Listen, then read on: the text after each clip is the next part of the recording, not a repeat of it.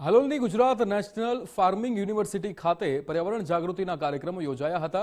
Mission life પર્યાવરણ જાગૃતિ અભિયાન અંતર્ગત વિવિધ કાર્યક્રમો યોજાયા। રાજ્ય કક્ષાના કૃષિ મંત્રી રમેશભાઈ કટારાની અધ્યક્ષતામાં ખેતી બચાવો અભિયાનનું આયોજન કરાયું। આંતરરાષ્ટ્રીય મહિલા ખેડૂત વર્ષ નિમિત્તે કાર્યક્રમ યોજાયો હતો। વિશ્વ પર્યાવરણ દિવસ અને પ્રાકૃતિક ખેતી નિદર્શન અને પરિસંવાદ યોજાયો હતો। जिला वहीवटी तंत्र, आनंदी संस्था और सामाजिक वनीकरण द्वारा आयोजित कार्यक्रम में मोटी संख्या में महिला खेडूत उपस्थित रह्या। अद्यतन लेबोरेटरीનું लोकार्पण, वृक्षारोपण तेमज महिला खेडूतोનું सन्मान કરવામાં આવ્યું। राज्य कक्षाના कृषि मंत्री रमेशभाई कटाराए प्राकृतिक खेती अंगे जानकारी आपी હતી।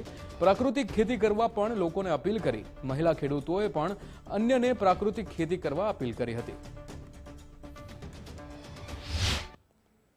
कुलपति श्री आज खूब सरस मजानो विश्व पर्यावरण दिवस की उजवणी करवामां आवी अने आजे अहींया जे खेती विषे खूब माहिती आपी, प्रकृति विषे खूब माहिती आपी अने ज्यारे अहींया लाइब्रेरीनुं उद्घाटन करवामां आव्युं अने कॉम्प्यूटर लेबनुं पण उद्घाटन करवामां आव्युं। खूब मोटी संख्यामां कृषि प्रकृति खेती करवा माटे खूब खेडूत भाईओ बहनों अहींया उपस्थित रह्या। ए बदल आज हालोल खाते खूब सरस मजानो कार्यक्रम अने प्रकृति खेती करवा माटे खूब सलाह पण आपी अने मारा खेडूत भाईओ बहनों ने मने विश्वास छे, भरोसो छे आजे प्रकृति खेती वळे एम।